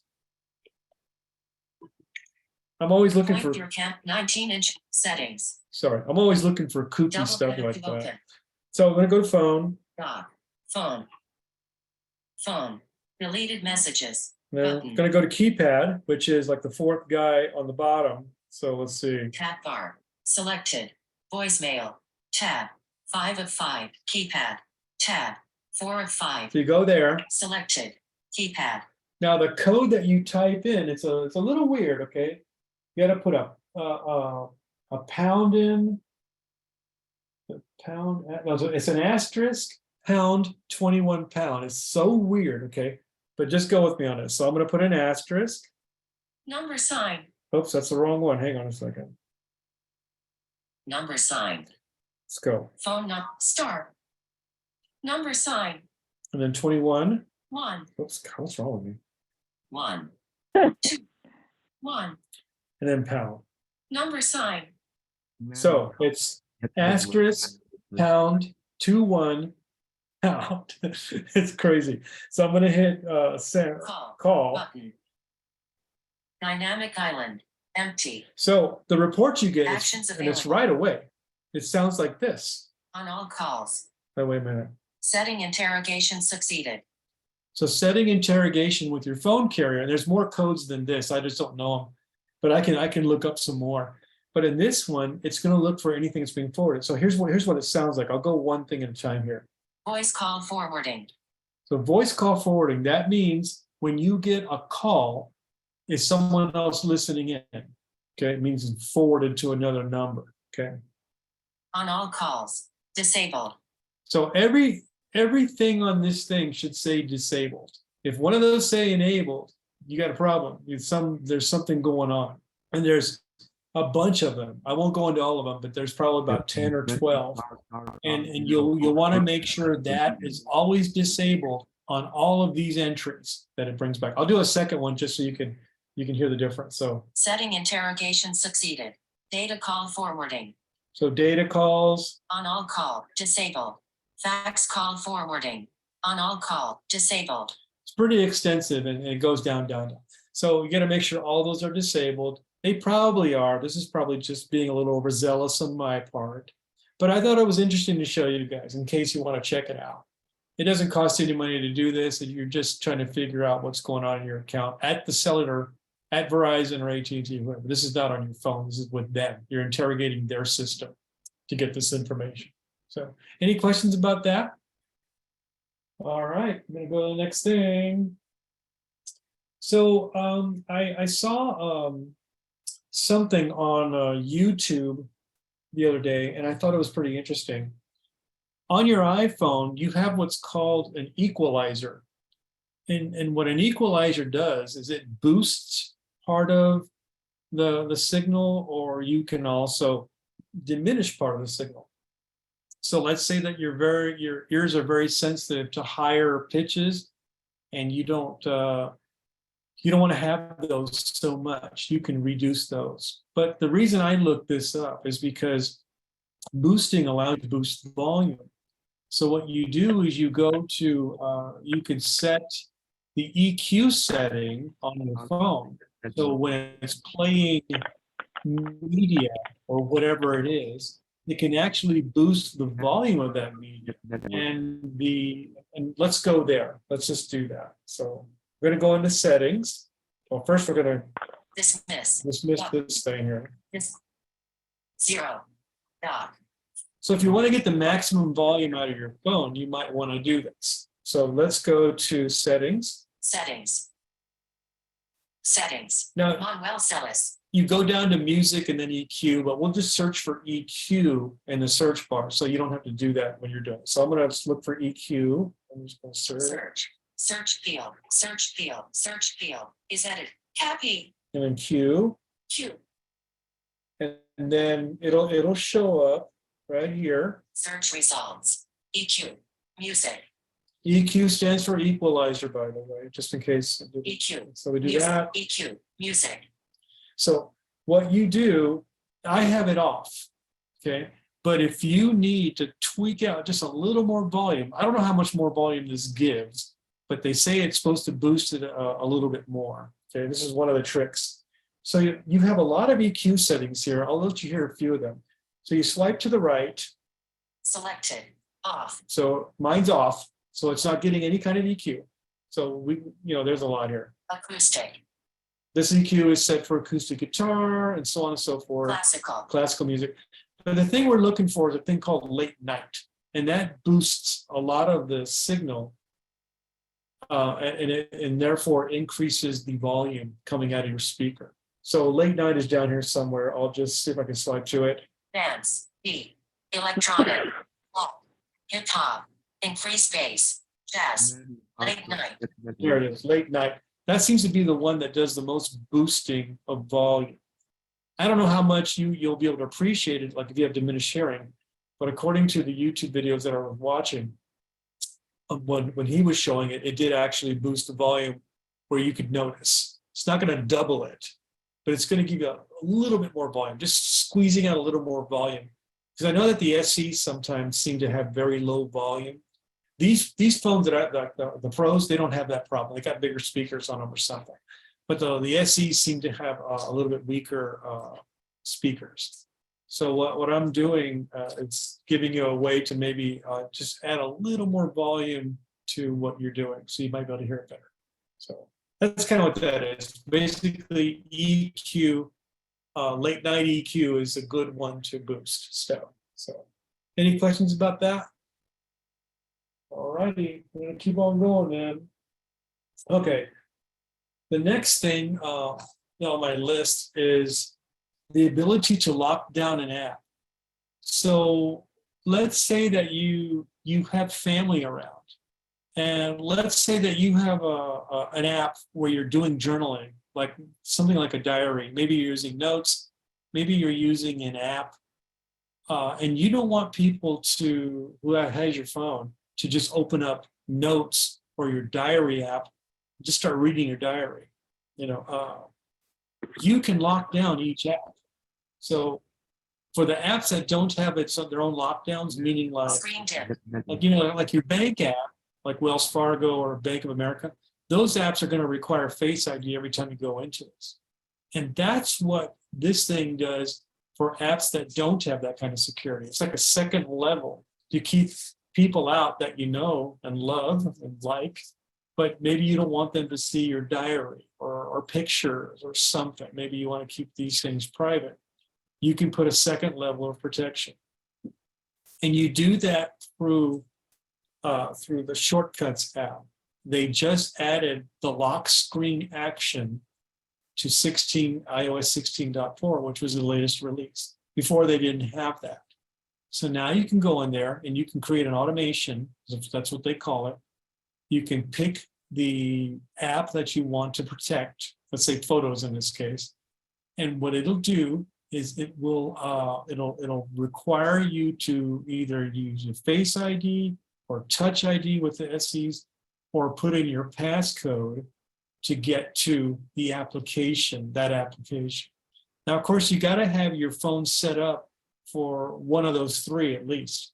So if you're not using a passcode to get into your phone, I don't think it's going to work. It's not going to just put up an arbitrary screen to type in a passcode. It doesn't know your passcode yet. So you have to have some security in place already to do this.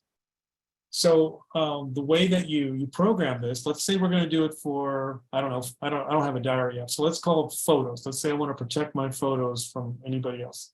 So I'm going to go in here. 8:18 p.m. Settings. Settings. Okay, Double tap to open. sorry. Hey Siri, open shortcuts. Shortcuts. So what you do in shortcuts is you go to the bottom of the screen and there's going to be something about automation. So let's see what they have. Tab bar. Selected. Shortcuts. Automation. Automation right 2 there. of 3. Manage Selected. the Automate. network with below. When Amazon is opened. No actions. Button. So Actions available. see what we do is we're Create automation. going to create an automation. So we're going to do that. There's a plus sign at the top. We do that. Cancel. Button. Create personal automation. Create an automation that runs on a personal iPhone or iPad. So that's what we want to do. Yeah, everything I'm talking about for the iPhone, you can do on the iPad, by the way. I say iPhone just because it's what I'm using, but you can use them, most of these things on both systems. So just remember that. So I'm going to create a personal automation. Create personal time of day. X. And a personal automation is something that I want to automate, something that I want the phone to automatically do on a condition that I. So the list here is this. Time of day. App. We're going to look for the app. We're not going to look for these other things. So let me go down to where it says app. Arrive. Leave. Before I come. CarPlay. Email. Message. Apple Watch workout. Wi-Fi. Bluetooth. NFC. App. X. App. When weather is opened or closed. So App. we'll X. choose that. When. And then we want the action to take place when Selected. Is opened. the Button. app is opened. So now all we got to do is we got to pick the app that we want to protect. In this case, it'll be photos. App. Choose. And App Store. Rows 8 to compass. I'm using Rows 3 9 to fingers. 31. Row Swipe up. 29 to 40. Rows 39 to 50. Messages. Rows 49 to 6 pages. Pandora. Phone. Photos. So we choose photos. Selected. Photos. And then I guess we hit Done. Button. done on that part. And New then, automation. Back button. of course, photos will show up in the app that we care about. App. Photos. Okay. And we also have when it's open. So we got to go to the next thing. We got to do an action. So now we've specified what we want to automate. Now we got to specify the action. So we go there. Next. Button. This is kind of complicated, I know. But once you do it 1 time or 2 times, you'll be able to do a lot of cool things on your phone. So let's just do this. Next. New automation actions. Create a shortcut to actions you do in your add action. Next action suggestions. Next action button. Logo other. Button. Logo other. Moon. Night All sky. right, so we want to do Portal. is we want to Actions. Add action. add Button. action. That's the button we want. So we do that. New automation. Back button. Action library. Search for apps and actions. So I'm going to search for action. I'm going to search for lock. I want to lock the phone Search for apps and when actions. this happens. Search field is edited. App L O C Okay. Action library. Scripting. Lock screen. Button. That's what I want to do, Double tap lock to add screen. new automation. Back button. Lock screen. Locks the screen of this device. This action cannot be run on Apple Watch. Okay, Add as favorite. Button. Add to shortcut. Button. so we want to add to shortcut. So we do that, I believe. Add to new automation. Back button. So now I believe if we open up the app, Next action suggestions. I think that's it. So now we go, Next. Button. Next. Back button. Lock screen. Ask before running. so you don't want to Switch button. ask before it runs. You just want it to lock the screen. So we're going to turn that off. Ask before running. Switch off. Alert. Don't ask before running. Whenever this automation is triggered, it will perform actions on your behalf without asking first. Cancel. Don't ask. Button. Lock screen. Done. Button. Done. So now, Add. so that seemed like a lot of steps, but it was more verbose than steps. Trust me, when you do this, and I have it on the notes, it's not going to be this many steps. It's going to be like maybe 7 or 8 steps total. So now if I go to photos, Button. Settings. now I hope this Double tap works. to open. I don't know if it will, but it's the way I programmed it, it should. So if I tap on photos, Photos. 8:23 p.m. it brings up the lock screen.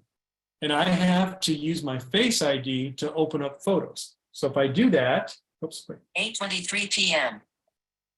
8:23 p.m. let me try that again. Now Line photos albums. is up. So it would require someone to use a Face ID, Touch ID, or passcode to open up photos. And you can do that with any app on your phone.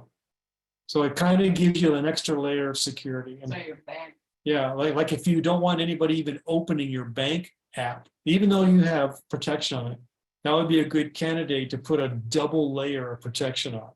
So yeah, that would be very good to do that. So any questions about that? I know that was kind of hard, complicated, but I promise you in the notes, I'll make it even easier. So you can just go step by step and not worry. It's not that hard, actually. It just sounds hard, but it does work. It does lock the apps up. All right, Photos. Manny, let's see what you else we've wanna- got. we're gonna cover for Shirley how to forward and reply to emails. Let me see where that's at. That is after the, I can switch it. That's 2 away, but I can make it the next thing if we want to do that. So do we want to go to the email stuff right now and then go over that Right, other right, app? because Yeah, let's it's do that. 8:23. Oh, sorry, I lost track of time. Sorry about that.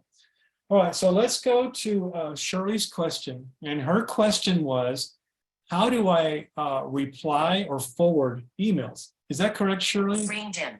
What that we wanted to do? Yes, Okay, yes. so the way you do that Outro the Yes Network. is you you go to your mail app, and we're gonna pick one here. Okay, I'm gonna go to my mail app. Mail. 16 Yeah. unread email. This is on your iPhone, right, Shirley? Yes.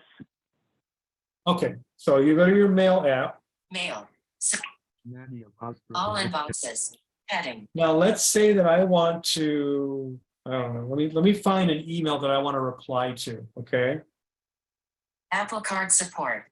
Get ahead of your Barbara McPherson. Zoom room credentials for reminders. Barbara McPherson. Zoom room All right, so I think there might be 2 ways. Let me just verify that there's only one way, but I think there's 2 ways to do this. I think you can just find the email in your inbox, okay? And you can swipe up with one finger until you get to the more option. So let's do that. So I'm on Barbara McPherson's email. I'm going to swipe up. Delete thread. New message. Drag item. Read later. More. I'll double tap on that. Barbara McPherson. Hi, Barbara. Please see the. So we're on the more dialog. So I'm going to swipe over to either reply or forward, whichever one. So I'm going to go swipe to the right.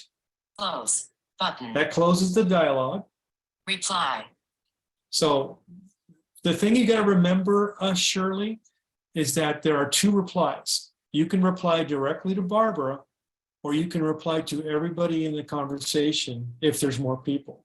I typically reply to all. I mean, if there's, that's always safe because you always get the person you're replying to, but you don't miss anybody else in the conversation. So Okay. you can choose reply all. Reply all, And of course, the second one here that we're talking about is forwarding. forward, So those are the top guys right on top. There's more you can do with the email, but let's do a reply all, reply all, okay? message body, text field, is editing. So you heard that, right? Message body, text Yes. field is editing. All you got to do right there is just dictate your reply.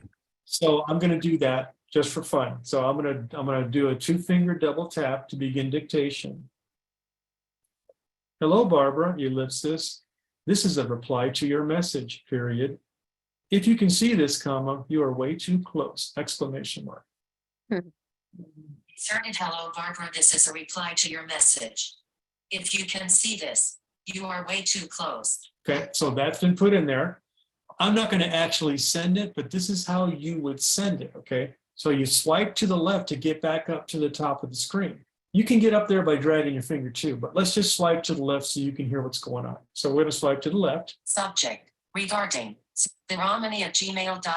theramani@gmail.cc/v2 to send button. And then send button, then you're done. That's it. That's how you reply. Same Okay, thing with but- forwarding, except Oh, But show them the okay. forwarding. That's okay. I realize now. I had left out the swiping left and swiping right steps. right. So that's what I need to So do. when you do a reply, and I'm going to show you forwarding right now, but when you do a reply, the iPhone automatically puts you right into the body of the message because you want to reply. That's what you're doing. So you can dictate your message Okay. right there. It's already open for editing. And then when you're done dictating, you swipe to the left until you get to the send button. Hit send, you're done. Okay. You've replied. Okay.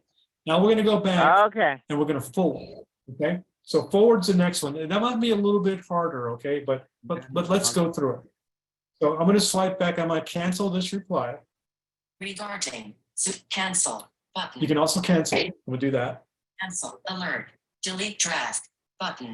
Of course, it creates a draft while you're doing it. So we're going to delete this draft. It doesn't delete the thing you're replying to, by the way. So delete draft. Delete draft button. Okay, so we're back. Subtran, transit Barbara McPherson. So now we're going to do the same thing, Shirley. We're going to go to more. Delete thread, drag item, read later, more. And we're going to Barbara go Mc, down to the forward option. close, reply all, forward, That's like 3 or 4 down on the list. We hit that. 2, text field, So is editing. when you're forwarding, it knows that it doesn't need to put you into the body. That's an optional thing you can do. But if you just want to forward this email somewhere, you can just double tap. It puts you right into the field where you're going to do the addressing because it's blank right now because it doesn't know who you want to forward this to. So let's say that I double tap and I just choose somebody. 2, Yeah, just text choose field, yourself. is editing. Insert point edit. What's that? Choose yourself. Okay, we'll choose me. So I'm going to dictate my name in there. Let's see if it resolves it. Manny Celis. Inserted Manny Celis. So now I'm still on the field where I just dictated into, okay? So that's not resolved. It's only showing what I dictated. We got to get down to the email address to resolve this properly. So once you dictate and it says it inserted my name, you got to swipe to the right to get down to the search results and pick one of those search results because it's got to be a valid email address. So we're going to swipe to the right. Add contact. Results. Manny Celis. theramani@gmail.com. Home. That's the secret sauce there. That's what you want to hear. So you pick that or you pick the one below it, whatever. Manny Celis. theramani@gmail.com. Now, once you double tap on the search result, it puts my email address into the box. And then all you got to do is swipe to the left until you get to the send button, just like reply, and you can just send it right out. So let me do it. CC/B Manny Celis 2. Add contact, send button. Send button. So that's how you do that. And it just takes a little practice. It's not too bad. Now, on a forwarded email, not to make it more complicated, you can get down to the body and you could forward with the message in it. But, you know, get the first part down first, and I'll show you how to do that. It's just more swiping. That's all it is. So Okay. is that I okay, got it. Shirley? Does that make sense? Okay. Yep. I'm going to cancel out of this. Manny, All right. Cancel button. Cancel alert. Delete draft. Delete draft. How are we doing on Sunset. time? Where are we at? 8:32 p.m. Oh, we're at 8:32. Do we have time for another one, or are we done, Barbara? Where are we at? I don't know. Is it a quick one? You know, I can save it for next time. I can just put it on next month's. No problem. Yeah. Well, I it was is gonna say 8:30 or beyond, and I'd like to get my internet back. Okay. I can't use the. Patty, internet what if were you it's saying, tied up Patty? with the Zoom meeting. Hospital, the yes network. I was Manny. gonna, I don't know if I you was got gonna that, say, Rich. Shirley, and of course, the people that you're sending the email, they have to be in your contacts, obviously. So you could look at it like when I'm forwarding an email, I just put, instead of dictating the person's name, I just put the first letter, like M, and then you swipe to see all the people that are under M's. Yeah, and if they're not in your contacts, you'll have to type out their email address. And that's kind of hard for us, but you can do it, or dictate it letter by letter. You can do that too. So anyway, I guess that's it. I just wanted to cover those. And the other 2 or 3 subjects that I had here, I'll just put them on next month. So no problem, Barbara. So, Okay. Thank you, Manny. well, I guess, thank you guys. It was nice. Thank you, John, for everybody. hosting. And you too, And, Manny. yeah, you're welcome.